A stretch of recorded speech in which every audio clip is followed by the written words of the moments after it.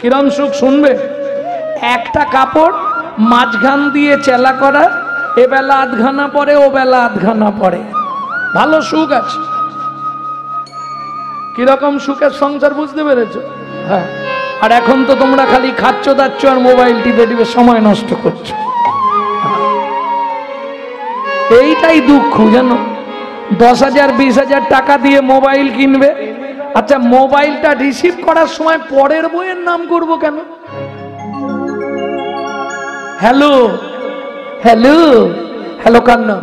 যে মোবাইল সৃষ্টি করেছিল তার প্রেমিকার নাম ছিল হ্যালো। হ্যাঁ, কেন ফোনটা ধরে বলা যায়নি হরে কৃষ্ণ জয় নিতাই গৌর হরি বল? তাহলে আমার ধর্মটা তো প্রচার হয়, সেটা করবেন কি? আজকে দেখবেন একটা মুসলমানের সঙ্গে মুসলমানের দেখা ওরে, তারা আল্লাহ দোয়াই দিয়ে কথা বলে কি সালাম আলাইকুম, ওয়ালাইকুম সালাম। আর আমাদের দেখালে ভোলা কোথা গেইলি, একটা বিড়ি দে তো, শালা লজ্জা করে না? হ্যাঁ, হিন্দু জাতির কলঙ্ক গুলো। আবার ঠিকই বলেছি, তোমরা বলনি? মামনির মা কোথা গেছলে গো, কতক্ষণ লাগলো? কেন বলা যায় না হরে কৃষ্ণ মামনির মা কোথায় গেছলে জয় নিতাই, সব ভালো আছে তো? তাহলে আমি অন্য কিছু বলছি না, আমার ধর্মটা তো প্রচার হবে। আজকে হয়তো তোমরা হাসছো, বেশি না আর 20 বছর পরে দেখবে কি হাল হয়। হিন্দুত্ব থাকবে কিনা সন্দেহ আছে, যা দিন আসছে।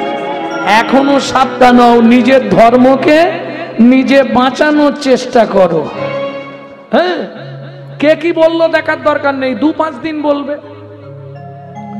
তবে একটা কথা বলি, স্বামী স্ত্রী যদি এক পথের পথিক না হয়, সেই সংসারে কিন্তু শান্তি নেই, কি তাই না? কারণ ঝগড়া হলেই মেয়েদের একটাই কথা, আমি কি এমনি এসেছিলাম, তুমি আমাকে বিয়ে করে এনেছো। এইটা পুরুষ ভাইরা শুনে নাও, ফার্স্ট ক্লাস মিথ্যে কথা। কেন? হ্যাঁ, পুরুষ কোনদিন নারীকে বিয়ে করেনি, নারী পুরুষকে বিয়ে করে। শালা উল্টে দিয়েছি।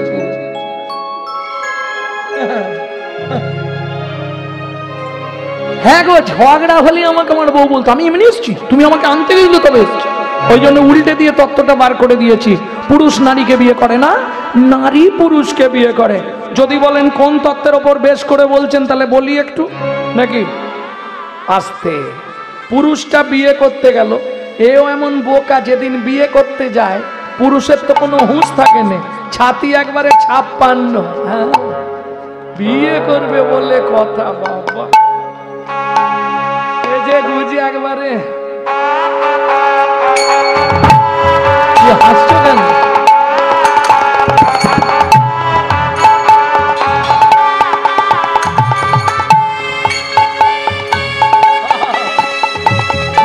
যেই বর গিয়ে পৌঁছালো, ব্যাস শুরু হয়ে গেল, ওরে বরে শিখেছি রে, বরে শিখেছি রে, একদম শুরু হয়ে গেল।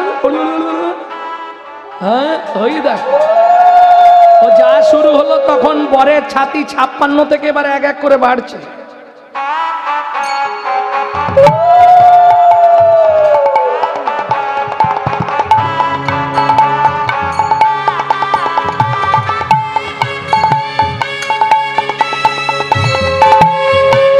বাড়ার কিছু রাস্তা নেই।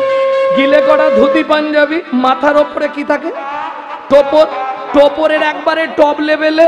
আচ্ছা, এত জায়গা থাকতে ঝেঁটকাঠিটা ওইখানটাই দিতে হলো, আর দেবার জায়গা পেলনি।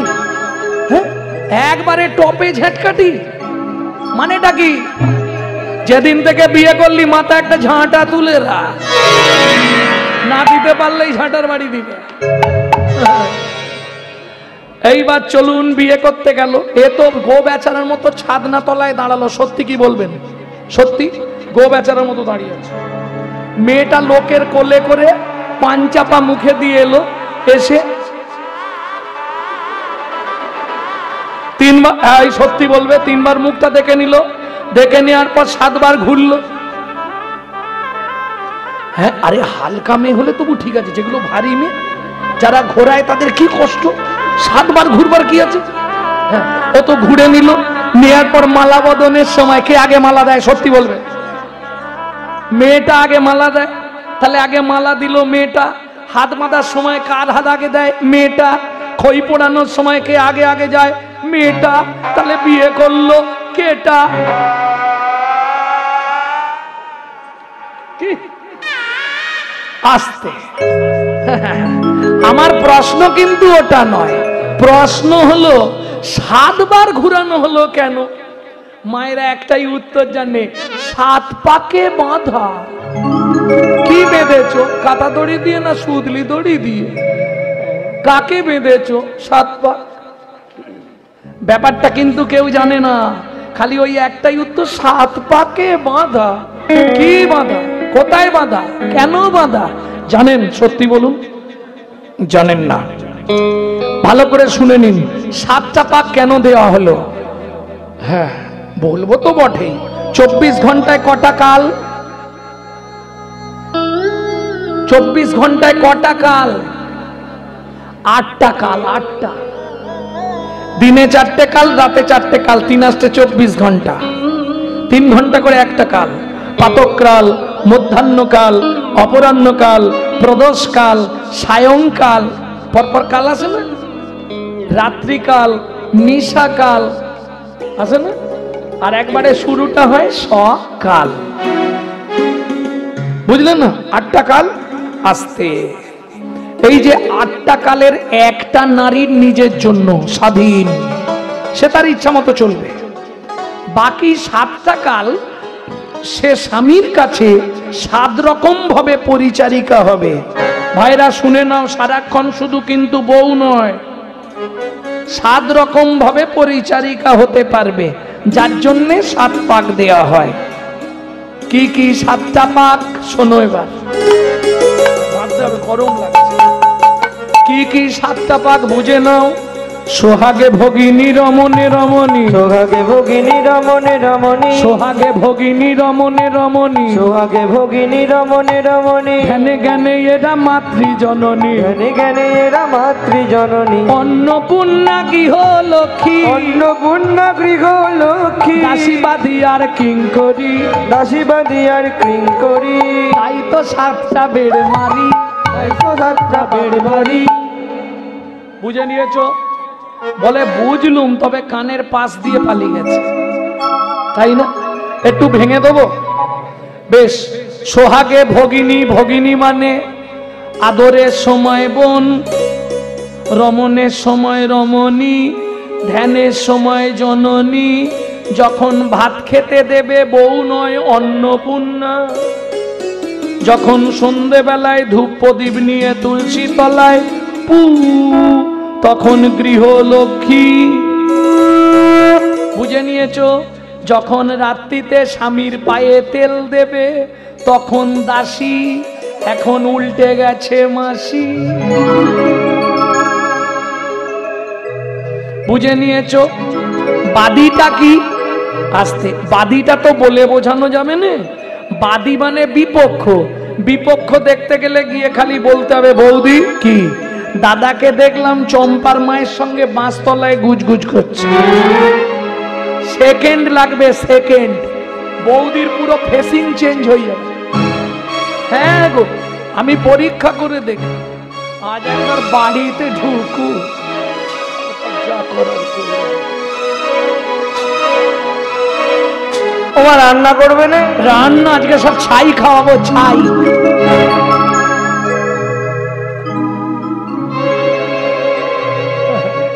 এটা বাদী, বাদী মানে বিপক্ষ। বুঝলে না? তাহলে 7টা পাক বুঝে নিয়েছো। ব্যাস, এটা বাইরেরটা বলে দিলাম, ভেতরেরটা আবার অন্য কোনো দিন বলে দেবো, তাই না? সব একদিনে দিলে বদহজম হয়ে যাবে। আজকে 7 পাকের বাহির তত্ত্বটা রইল, আবার কোনোদিন যদি দেখা হয় সেদিন ভেতর তত্ত্ব বলবো। কি আজকে বলে দিচ্ছি, তাহলে পালাটা ছোট করে দিচ্ছি। বেশি দেরি করে যাবে না, হাল খারাপ হয়ে গেছে, 12টা বেজে গেছে। ভক্তমন্ডলী, ভক্তিমতী মায়েরা, 12টা অবধি থাকবো বলে দিয়েছি হৃদয় বাবুকে, 12টার পর আর থাকতে পারবে। ভক্তমন্ডলী, ভক্তিমতী মায়েরা, আচ্ছা বলে দি, চলো বলে দিচ্ছি। পালানো হয় না হবে কি শুনে নিলে, যদি পালানো হয় ওনাকে গিয়ে ধরবে। অনেকটা বলতে হবে কিন্তু, থাক না পরে একদিন বলবো। ভক্তমন্ডলী ভেতর তত্ত্বটা বুঝে নাও, তাহলে সংক্ষেপে বলে দিই। বাড়িতে হারিকেন আছে, হারিকেন হারিকেন এখন নেই, ছিল তো। হারিকেনকে জ্বালিয়েছেন নিজে হাতে, বলুন তো জ্বালিয়েছ? রাত্রে জ্বালি দিবে, সকালে গিয়ে দেখবে কাঁচের ভেতরে 15-20 জন চিৎপাত। কি পোকা, একদম রাইট। ব্যাস তত্ত্ব বুঝে নাও। নারী হলো হারকিন, পুরুষ হলো পোকা। না জেনে ভেতরে গেলেই পুড়ে মরবি বোকা, পুরে মরবি বোকা। আর তত্ত্ব খুলবো, বলবো? বলে হ্যাঁ বলো।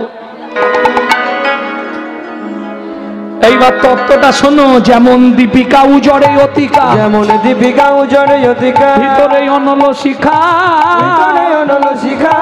পতঙ্গ দেখিয়া ঘুরিয়া পড়য়, পতঙ্গ দেখিয়া ঘুরিয়া পড়য়, পুড়িয়া মরয় পাখা। পুড়িয়া মরয় পাখা। নারীর চরিত্র অতিশে কঠিন, নারীর চরিত্র অতি সে কঠিন। কে বুঝিবে বলো তা, কে বুঝিবে বলতা। বুঝিতে অবধি নারী লেগ বিধি, বুঝিতে অবধি নারী লেখে বিধি। 7 দিনে গড়িল যায়, 7 দিনে গড়িল যায়। একটা পুরুষ তৈরি করতে বিধাতার সময় লেগেছিল 1 দিন 1 রাত। একটা নারী সৃষ্টি করতে বিধাতার সময় লেগেছিল 7 দিন 7 রাত। যার জন্য 7 পাক না দিলে নারী পুরুষ বাঁধতে পারবে না। বোঝা গেল? 7 দিন কেন লেগেছিল? যতবার তৈরি করে ততবার ভেঙে পড়ে, যতবার তৈরি করে ততবার ভেঙে পড়ে। নিরজনে বসি ব্রহ্মা মনে মনে চিন্তা করে, নিরজনে বসি ব্রহ্মা মনে মনে চিন্তা করে। কেমনে গড়ব নারী, কেমনে গড়ব নারী, কইতে নারী বলতে পারি, কেমনে গড়ব নারী। দেখবেন যত তৈরি করে ততবার ভেঙে পড়ে যায়। নারী এখনো পুরুষের আগে ভেঙে পড়ে যায়। পুরুষ 90 বছরে গিয়ে টুসকি মারবে, কিন্তু নারী 70-এর পরেই হেলসে যাবে। ওটা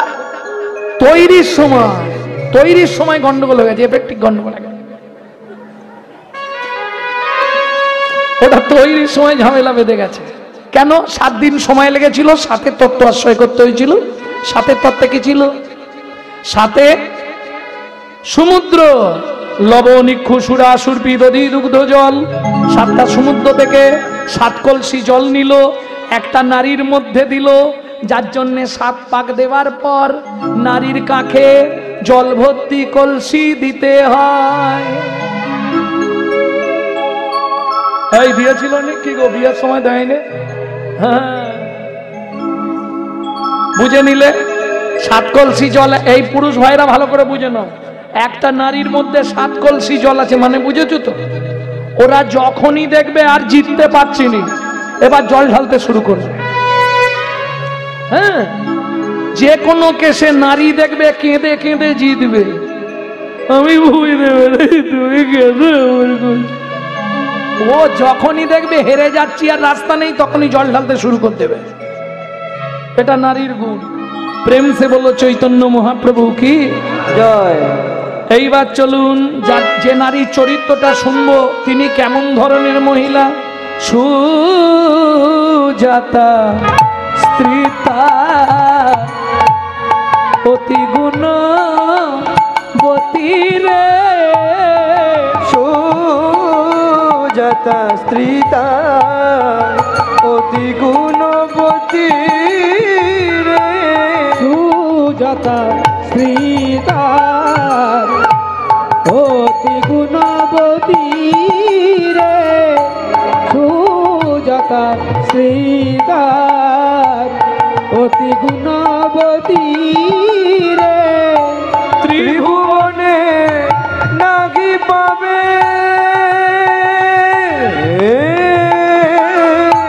তার মতো সতী রে। সুজাতা সুজাতা সীতা অতি গুণবতী রে সুজাতা সীতা। ওমা, যাদের বাড়ির নারায়ণ শিল আছে নিশ্চয়ই জানেন, নারায়ণকে স্নান করেন, নিচে তুলসী, উপরে তুলসী দিতে হয়। সুজাতা দেবী চন্দন তুলসী প্রস্তুত করেছে। কহর মুনি এসে নারায়ণকে স্নান করিয়ে তলা একটা তুলসী, ওপরে একটা তুলসী দিয়েছে। কি বলে দিতে হয়? গোবিন্দং গোকুলানন্দং গোপালং বিবল্লভং শ্রী গোবর্ধন দারবিরম তং বন্দে গোমতি প্রিয়ম। ওম নমঃ ভগবতে বাসুদেবায় নমঃ। বাসুদেবায় এটা নমঃ। তলায়, তলাটায় চিত করে, তলার তুলসীটা চিত করে দিতে হবে, ওপরের তুলসীটা উপর করে। কি বলতে হবে? শ্রীকান্তং কমলাকান্তং কামেশ্বর গোপশুভপ্রিয় শুভপ্রিয় গোবর্ধন ধারবিরম তং বন্দে গোমতি প্রিয়ম। বন্দে গোমতি প্রিয়। ওম নমঃ ভগবতে বাসুদেবায় নমঃ। বাসুদেবায় নমঃ।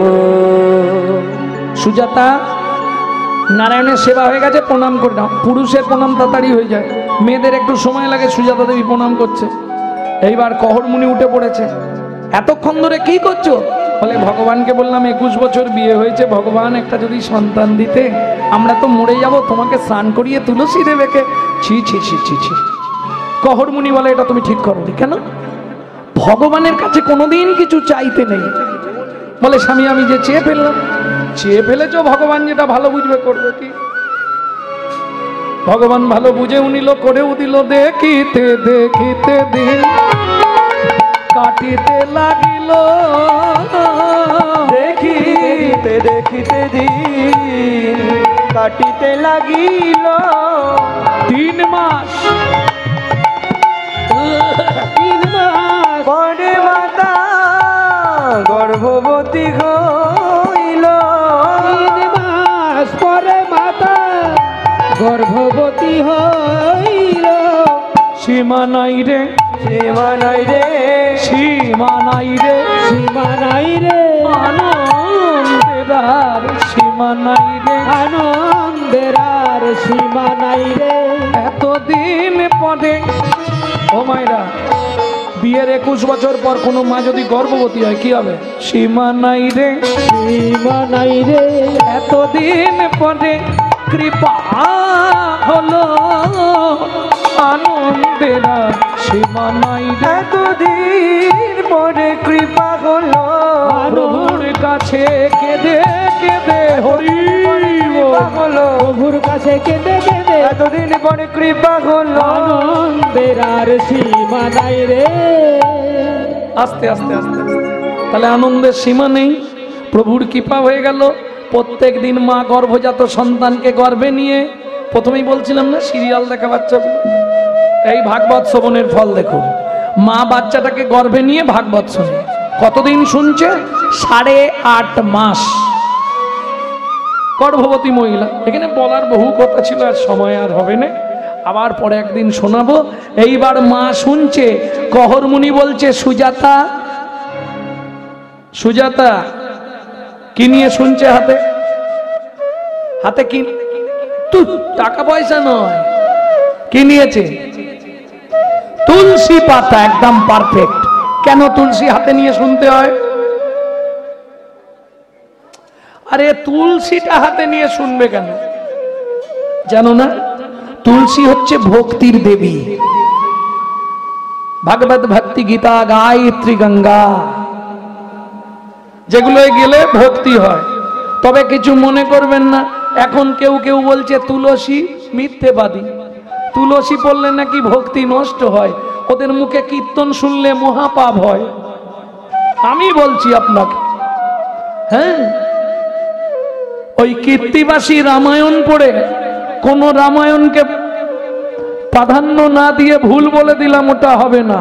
আপনি যেটা রামচন্দ্র জন্মানোর 60,000 বছর আগে লিখে গেছিলেন দস্যু রত্নাকর ওরফে বাল্মীকি মুনিজি, সেই রামায়ণটা পড়ুন।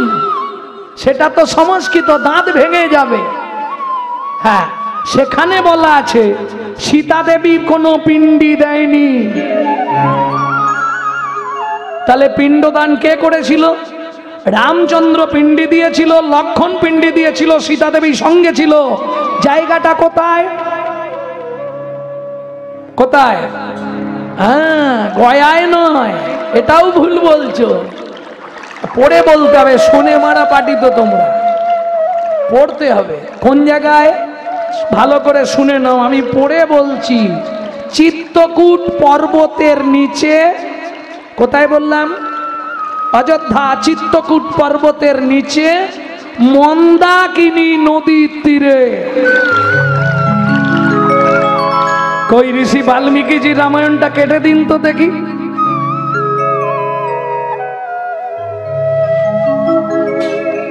আমার মনে হয় যে চৈতন্য মহাপ্রভুকে মানবে না, যে চৈতন্য চরিতামৃত মানবে না, যে তুলসী দেবীকে প্রাধান্য দেবে না, তার মুখে কীর্তন শোনা মহাপাপ।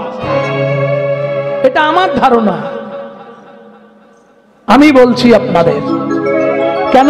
লোচন দাস ঠাকুর ধামালি গ্রন্থে লিখে গেছে, তুলসীর হার না পরে যে ছাড়, বিথাই জনম তার, তিলক সেবন না করে যে জন, যমলায় বাস তার। আপনি বাবার শ্রাদ্ধ করবেন, দেখবেন যদি আপনি বৈষ্ণব নাও হন, বৃহৎ নারদীয় পুরাণে বলা আছে, ঊর্ধ্ব পূর্ণ মৎকিতম ন কর্ম বিদ্যতে। তিলক না কপালে থাকলে তার হাতের পিণ্ডি তার বাবা মা গ্রহণ করে না। যার জন্য ব্রাহ্মণরা দেখবেন শ্রাদ্ধ করতে বসলেও গঙ্গা মাটি দিয়ে তিলক করে দেয় না। সত্যি বলবে? কেন? কি দরকার ছিল? ওটা না করলেই হতো। হরি বল, হরি বল। বৃহৎ নারদীয় পুরাণে বলা আছে। হ্যাঁ, ভক্তমণ্ডলী, ভক্তিমতী মায়েরা, অতএব যে যার কর্ম সে তা করুক। ক্যামেরা চলছে, ছবি উঠবে, কিচ্ছু বলার দরকার নেই। আর সব বারের একবার ঘুড়ি তুই যত উড়িস উড়, লাটাই কিন্তু আমার হাতে।